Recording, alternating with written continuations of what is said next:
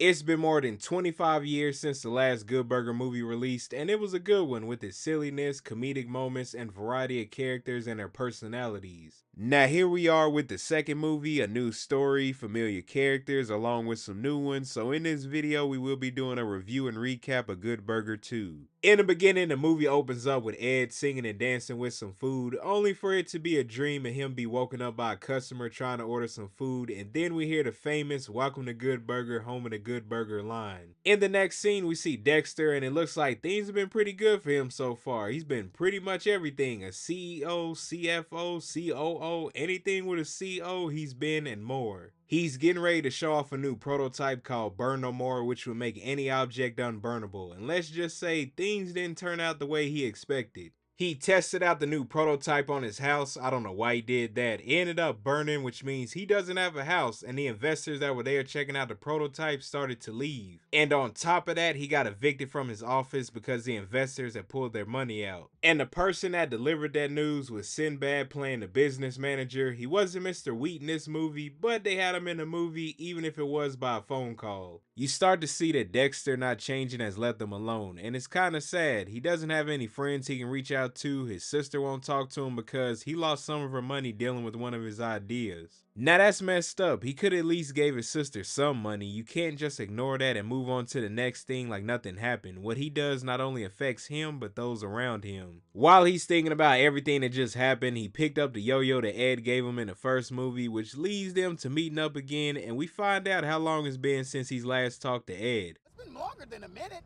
More like 5 years, 8 months, and 32 days.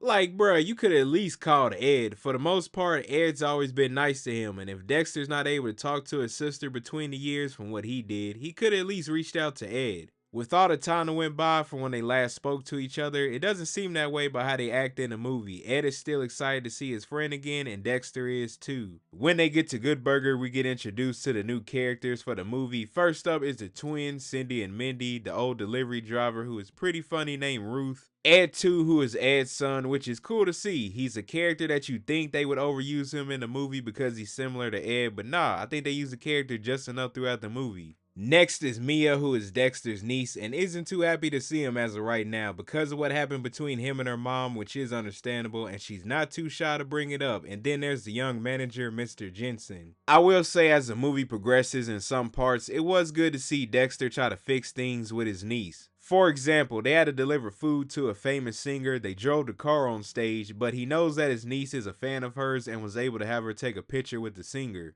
And him just trying to have conversations to catch up and patch things up, even though he messed up, but we will talk about that part later. I do like how each of the new characters that we saw at Good Burger add to the movie, helping out towards the end, and the different personalities that they showcase. During some of the different scenes at Good Burger, we saw Lori Beth Denberg return as a character from the first movie, placing a ridiculous order and talking so fast that Ed didn't even understand the order. I don't blame him. I don't think anyone would have. Josh Serverat appeared as his character Fizz, who had been stuck in the other freezer for 22 years. That was wild. The most random stuff be happening in these movies. And to be honest, I couldn't be mad at it. He has a lot of stuff to catch up on after being frozen for that long. I can't believe Ed really forgot that he was in there. Well, it is Ed, but still, somebody should have noticed. And where was this dude's parents at? I know they didn't think he graduated early and just moved out. In another scene, when Ed was talking to his son about something related to the sodas, in that scene, we got a Kenan and Kel reference. We got Kel's famous line when he talks about him liking orange soda.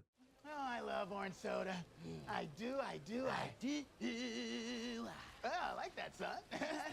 I like that part. It was a good show, and that line is something that many of us remember. After work, Dexter's at Ed's house because he has nowhere else to go. There we're introduced to Ed's wife, his 7 kids, and Roxanne is back as their nanny. The next day, Dexter gets hired at Good Burger, and things start to kick off more for the story. There's a lawyer there from Corp who's trying to get Ed to franchise Good Burger to expand it to different places, but Ed doesn't want to do that. He's happy how things are, and he doesn't want to mess anything up, and that's cool. It just means that that place means a lot to him.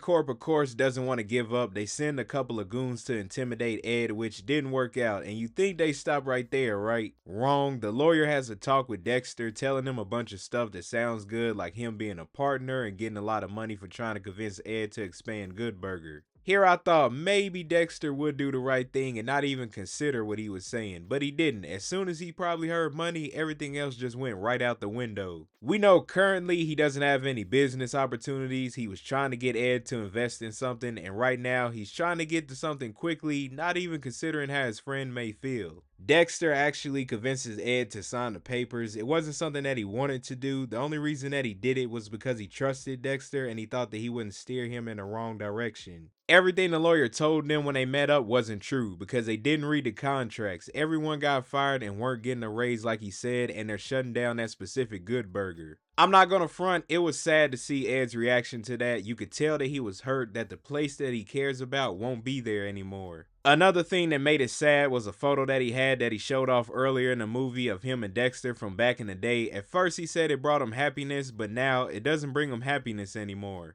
Dexter, you had one job. Not saying that Ed couldn't have read the contracts as well, but Dexter should have known that Ed trusted him because they are friends. Later on, Dexter finally takes accountability for what happened, that he was trying to do a quick fix for everything, you know, him getting money and paying his sister back and so on. It was the wrong way, but him trying to pay his sister back is good, and him taking accountability, it just shows that the character is starting to have growth. Now him and Ed are trying to think of ways to get Good Burger back, and Ed suggested that they get a bunch of celebrities together and they sing about saving Good Burger. We seen some familiar people, and one of them was in the first movie, and that is Shar Jackson, who played Monique. It was cool to see her pop up, even if it was for a second. They decide to go to Megacorp, and we see who the antagonist and owner of Megacorp is, and his cat. It's revealed that she is the sister of Kurt, who was in the first movie. He was the guy who opened up Mondo Burger across the street from Good Burger and tried to shut them down. He failed and ended up going to jail, and at that point she said she had been planning her revenge ever since. She then showed Dexter and Ed the plans next for the company, that Mega Good Burger will have robotic Eds taking orders and serving food, but seeing that, it was like nothing. It's not a human talking to you and serving you food, it's just empty. That can relate to the current times now, with some restaurants having robots or machines take your orders and being served, not having to speak to an actual person. Now, there are times where you probably don't want to talk to people and just want to get your food, but with robots doing some of the work, it takes away from people having jobs and that human interaction talking to people, even if it's brief.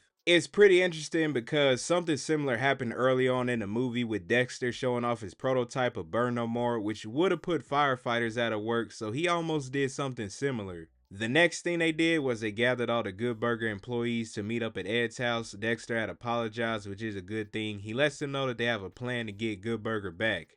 He explains that the plan is for them to sneak into Megacorp, go to the control room, disable the robots, which will be done by Mia helping them out because earlier on in the movie, Dexter brings up how she was good with computers. Now it's time for them to put the plan into action. They managed to sneak into Megacorp. Things was going good at first until they alerted Kat and the others and they had like a funny chase scene. And then in the control room, Jensen and the twins try to clear out the room by acting like they had some dangerous chemical. Once he dropped it, one of the twins went out of the room and came back with a messed up face. The fake reaction ended up clearing out the room. This too was brought up earlier while they were painting Ruth's face that they were filming for their makeup vlog. They really utilized all the characters well with the plan, and it wasn't just Dexter and Ed doing most of the work. They all had a part to play with stuff that was mentioned and shown throughout the movie. During that chase scene, Mia had to get away from security, causing her to separate from Dexter and Ed. She had locked herself in a potato room while Dexter and Ed went to the control room. She was telling them what to do until she accidentally got into a dangerous situation. Dexter leaves to go save her while Ed tries to disable the robots.